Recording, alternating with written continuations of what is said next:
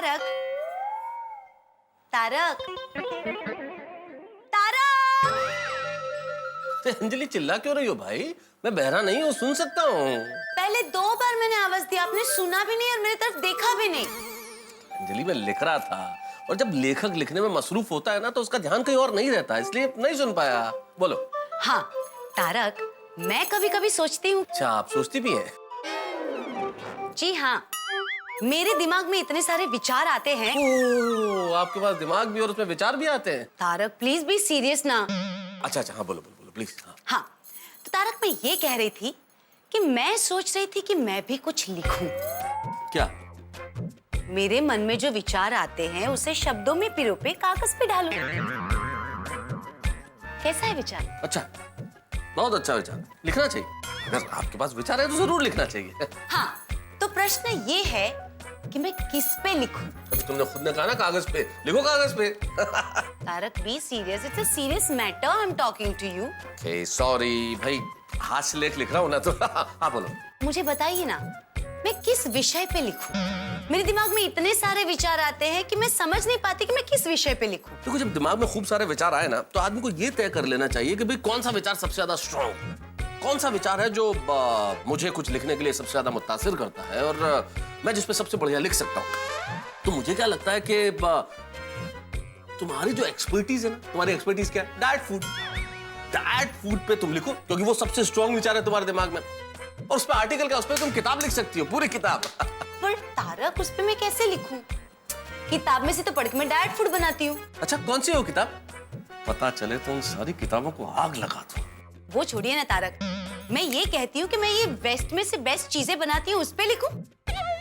Waste में से best Anjali on Everest.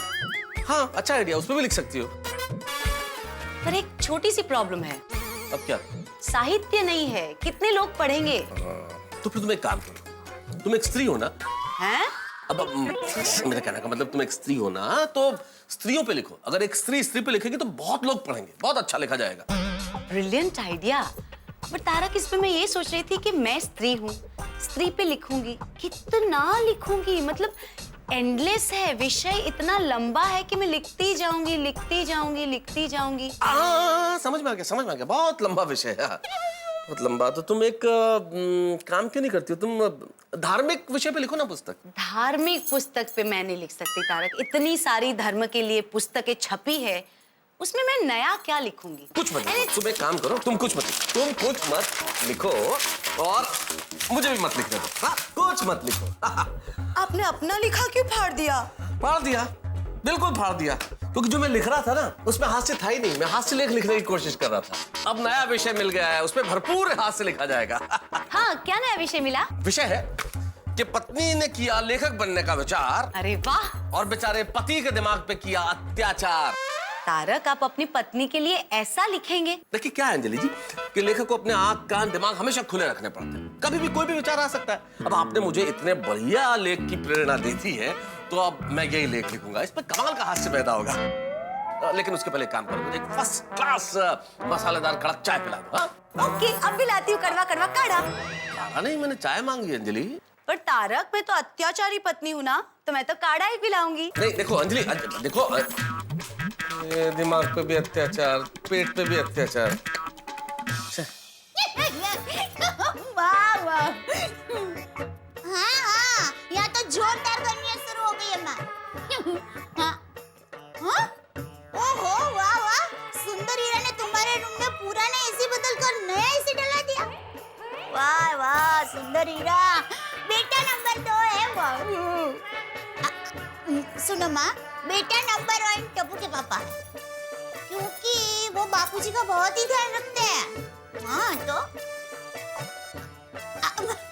वाह, मुझे पता है सुंदर हीरा भी तुम्हारा इतना ही ध्यान रखता है, तुम्हें बहुत प्यार करता है। पर एक बार सुंदर हीरा की शादी हो जाने दो, भाभी को घर में आने दो, उसके बाद सुंदर हीरा तुम्हें इतना ही प्यार करेगा, तुम्हारा इतना ही ध्यान रखेगा, तब वो बेटा नंबर 1 होगा। हाँ वाह, मुझे भी गड़ा से विश्वास है, सुंदर हीरा कभी नहीं बदलेगा। लेकिन माँ, वो कहते हैं है ना कि तूफान और शादी के बाद परिस्थितियां बदल जाती है, लेकिन बदलती परिस्थितियों में भी इंसान ना बदले, वो इंसान नंबर 1 है। अच्छा माँ, मैं फोन रखती हूँ, बाद में फोन करती हूँ। बोल। बहू आई बापूजी। हाँ बोलिए बहू, बापूजी। ये ले तरबूज लाया हूँ। गर्मी में तरबूज खाना सेहत के लिए अच्छा होता है, इसे फ्रिज में रख दे। हाँ बापूजी, अच्छा किया आप तरबूज लाए। टप्पू के पापा को तो ये बहुत पसंद है। हाँ जानता हूँ। और बापूजी, कोई मेहमान भी आएंगे ना तो उनको तरबूज देंगे, अच्छा लगेगा उनको। हाँ अच्छा बहू, इसे गुजराती में हम तरबूज कहते हैं, लेकिन इसे यहाँ मुंबई में क्या कहते हैं पता है? हाँ, कलिंगर। हाँ। और बापूजी, अंग्रेजी में क्या कहते हैं वो भी पता है। अच्छा? Water lemon. अरे वाह। वाटरमेलन। अरे हाँ, बिल्ली मास्टर। नमस्ते नमस्ते। नमस्ते। अरे मैडम आइए। मैडम आइए। ओ पल्लवी, नमस्ते। नमस्ते। बापूजी, ये टप्पू के स्कूल के टीचर है। ओह अच्छा अच्छा, नमस्ते। नमस्ते। आइए आइए बैठिए। बिल्ली मास्टर तू भी बैठ। वो प्यार से मुझे भिंडी मास्टर बोलते हैं। ओ ऐसे भिड़े बैठ।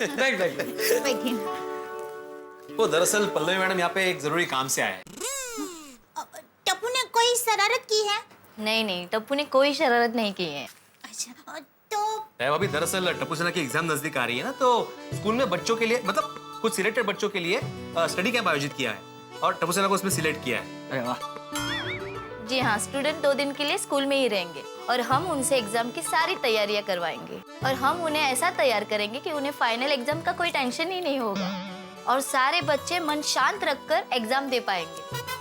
हाँ मतलब कैसे अच्छी तरह से पेपर लिखना है, और मान लो किसी सवाल का जवाब अगर नहीं आता तो उस पर चिंतित ना होकर दूसरे सवाल पर ज्यादा ध्यान देना। अरे वाह वाह, ये तो बहुत अच्छी बात है।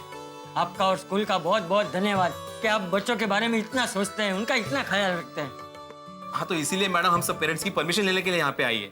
तो दैवा भी आप जरा जेठालाल से पूछ लीजिए ना। हाँ, मैं अभी टप्पू के पापा को फोन करके पूछती हूँ। अरे नहीं बहू, रहने दे। इसमें जेठिया से पूछने की जरूरत नहीं है।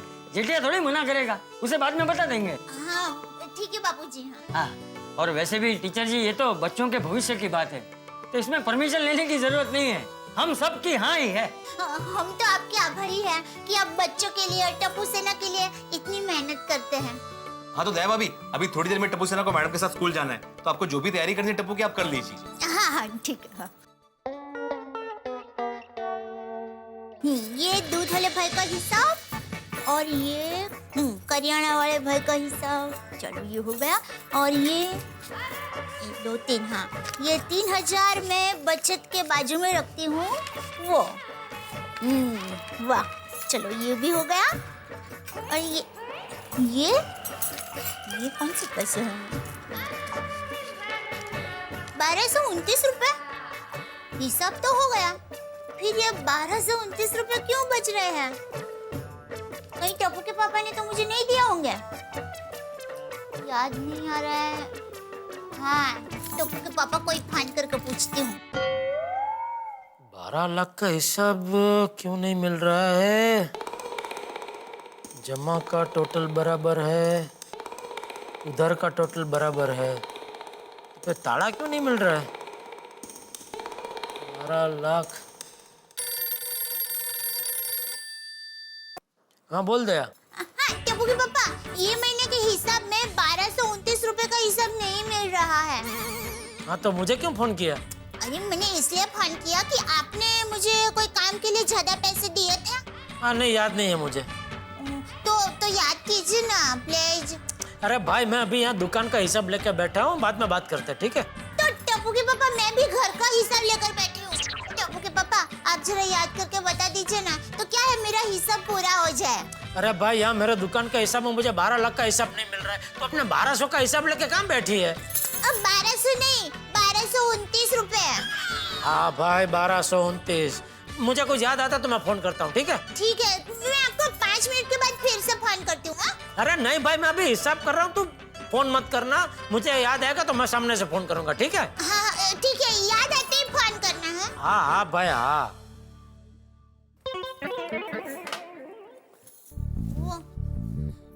क्या करूँ, ये हिसाब मिल क्यों नहीं रहा है? हाँ, फिर से चेक करती हूँ। ये इस्त्री वाले भाई के हो गए, ये किराना। जी बापूजी। बहू, मैं हमारे यंग गोल्ड ग्रुप के साथ स्वच्छता अभियान के लिए जा रहा हूँ और आज हम सब लोग शहर में अलग अलग जगह पे जाने वाले हैं, तो आते आते रात के 8-9 बज जाएंगे। ठीक है बापूजी। क्या बात है बहू, कोई परेशानी है? हाँ बापूजी, मैं वो घर खर्च का हिसाब कर रही हूँ और उसमें 1229 रुपए बढ़ रहे हैं। अरे तो उसमें चिंता क्यों कर रही है, पैसे बढ़ ही रहे हैं ना, कम तो नहीं पड़ रहे हैं ना। हाँ बापूजी, पर हिसाब तो मिलना चाहिए ना। वाह बहू, मानना पड़ेगा, घर में तुझसे कभी कोई हिसाब नहीं मांगता, फिर भी तू पाई पाई का हिसाब रखती है। बापूजी, जैसे टप्पू के पापा दुकान चलाते हैं, हम सबकी हर जरूरियात पूरी करते हैं। बापूजी, आप हम सबका इतना ध्यान रखते हैं। आपकी छत्र छाया में हम सब अपने आप को एकदम सुरक्षित महसूस करते हैं। और टप्पू मन लगाकर पढ़ाई करता है, वैसे ही घर चलाने का और हिसाब रखने का फर्ज मेरा है बापूजी। बराबर है बहू, पर 1229 रुपए कोई बड़ी रकम नहीं है। हाँ, पर बापूजी मेरी माँ हमेशा कहती है, हिसाब कोड़ी नो न बख्शिश लाखनी। और बापूजी, हम रोज बरोज का हिसाब रखेंगे तो पता चलेगा कि कौन सा खर्च कहाँ हुआ है और ऐसे फिजूल खर्च भी नहीं होगा। वाह बहू वाह, जिस घर की लक्ष्मी के तेरे जैसे विचार हो, उस घर में कभी भी लक्ष्मी की कमी नहीं हो सकती। अरे बहू, याद कर, किसी का हिसाब रह गया होगा, दूध वाले का, इस्त्री वाले का, लाइट बिल बाकी रह गया होगा। बापूजी, कुछ लोगों को पैसे दे दिए हैं और जिनको नहीं दिए ना, उनके पैसे निकाल कर बाजू में रख दिए हैं। फिर भी बापूजी, पता नहीं ये 1229 रुपए कैसे बच रहे हैं। अरे बहू, किसी से लिए होंगे, किसी को देने होंगे, शांति से सोचना, सब याद आ जाएगा। हाँ? चलता हूँ। जय जिनेंद्र। जय जिनेंद्र। किसके पैसे होंगे, कौन होगा, नाम क्यों नहीं याद आ रहा है, कौन होगा वो सब। अरे हाँ, ये पैसे तो केतकी ने मुझे दिए थे, भीड़े बहन को आचार पापड़ के देने के लिए। अरे हाँ, मिल गया, मुझको हिसाब मिल गया। अब मैं नीचे सब्जी लेने जाऊंगी तो भीड़े बहन को पैसे दे दूंगी। उमा ताई, स्कूटर का नंबर आ गया है। अब जल्दी आपके घर आएंगे हम लोग। हाँ हाँ, जल्दी आना। माधवी, स्कूटर का नंबर क्या है वो तो बता। हाँ, MH02 AB 420। क्या 420? माधवी, तू मजाक कर रही है ना? नाही नाही उमा ताई, मजाक नाही कर रही हूँ, खरंच सांगते। मग बाकी काय म्हणताय, काय नवीन? अरे हाँ, मेन बात तो बताना ही भूल गई। काय? अपना खोका मार्केट है ना, वहाँ पे साड़ियों को बहुत बड़ा सेल लगा हुआ है। बहुत अच्छी अच्छी साड़ियाँ सस्ते में मिल रही है। अरे वाह, काय सांगताय काय? कितने दिनों तक है? सिर्फ आज का दिन, वो भी 10 से 6 बजे तक। अगं भाई, हो तो आज ही जाके आऊंगी। थैंक यू उमा ताई, थैंक यू वेरी मच बताने के लिए। थैंक यू काय त्याच्यामध्ये। चलो फोन रखती हूँ, घर पे आना। हाँ जल्दी। हाँ, बाय बाय बाय। इनको बताना है। अच्छा माधवी, मुझे कुछ कहना है। मुझे भी कुछ कहना है। हो, बताइए। पहले तुम बताओ। नहीं, बताइए ना। अरे बताओ ना। आप पहले बताइए। पहले तुम। पहले आप। पहले तुम। पहले आप। पहले तुम। पहले आप। और कोई गल नहीं माधवी भाभी, और रोमांस करना और रोमांटिक होना कोई जुर्म थोड़ी ना, क्यों पिड़ो? हाँ मत। नहीं नहीं, हम लोग रोमांटिक नहीं हो रहे थे, वो तो हम लोग ऐसी ही बातें कर रहे थे जोड़ी। हाँ। ओ पिड़ो, और शर्मा क्यों रहा है? वो रोमांटिक गाने तो रोज गाने चाहिए, क्या ना, इससे प्यार बढ़ता है। मैं अपनी डार्लिंग रोशन के लिए रोज रोमांटिक गाने गाता हूँ और मेरी डार्लिंग रोशन जो है ना, वो मेरे लिए 16 साल की रोमांटिक शहजादी है। और ऐसे ही मैं उसके लिए 16 साल का रोमांटिक शहजादा हूँ और बहुत प्यार बढ़ता है इससे। और तो रोमांटिक गाना कंटिन्यू रख, मैं चलता हूँ। छोड़िए भाई, क्या गाना गाने आया था, किस लिए आया था तू? ओहो, मैं भी कमाल करता हूँ यार। और तुम दोनों का रोमांटिक गाना देख के मैं भी बहुत रोमांटिक हो गया और अपनी रोशन की यादों में खो गया। ओ पिड़ो, और मैं मेंटेनेंस का चेक लेके आया हूँ यार। अच्छा, थैंक यू। अब मोस्ट वेलकम यारो, कंटिन्यू रोमांस। हाँ, अच्छा, तुम क्या कहने वाली थी? नहीं, पहले आप बताइए। माधवी, इससे पहले कि कोई और आ जाए और गाना शुरू कर दे, बोलो तो सही, क्या बताने वाली थी? वो भव्य साड़ियों का सेल लगा है। अच्छा, तुम्हारा मतलब है साड़ियों का भव्य सेल लगा है? हाँ, तेज थे। तो मैं जाऊं? माधवी, ये सेल में कुछ नहीं होता है। जो चीज साल भर नहीं बिकती ना, उसी को दुकानदार ये सेल में बेचते हैं। और इस सेल में ना आधे से ज्यादा चीजें डिफेक्टिव पीस होती है। आहा, जैसे आपको सब पता है, आपको बता कर ही सेल लगाते ना बोलो। बताने की जरूरत ही नहीं है Madhavi.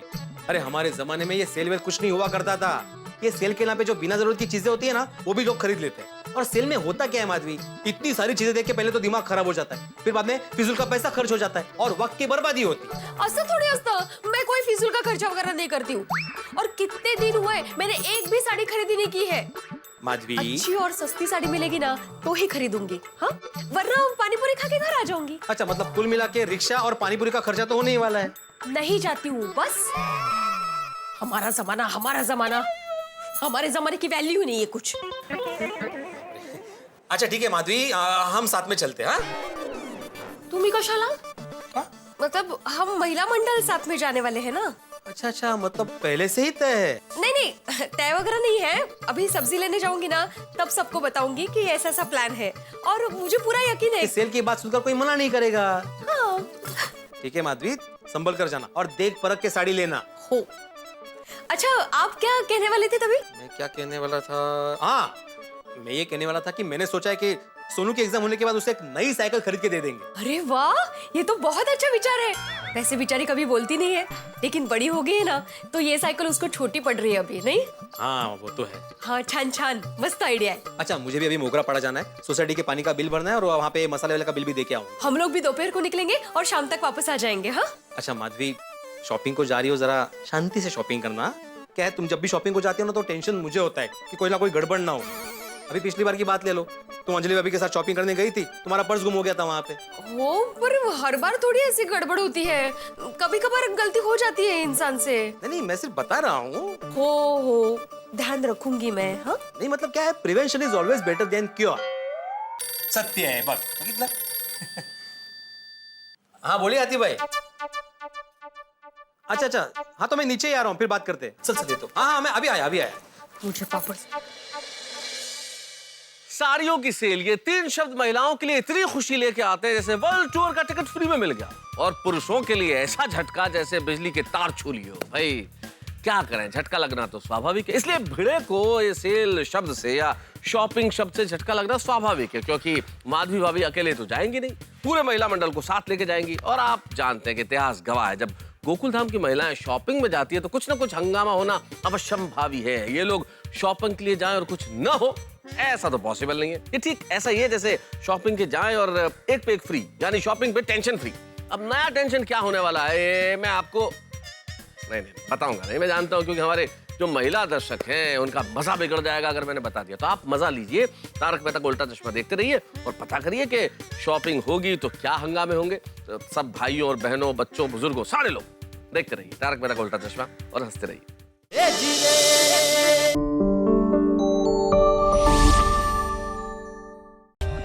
For more updates, subscribe to our channel, click the show links and enjoy watching the videos.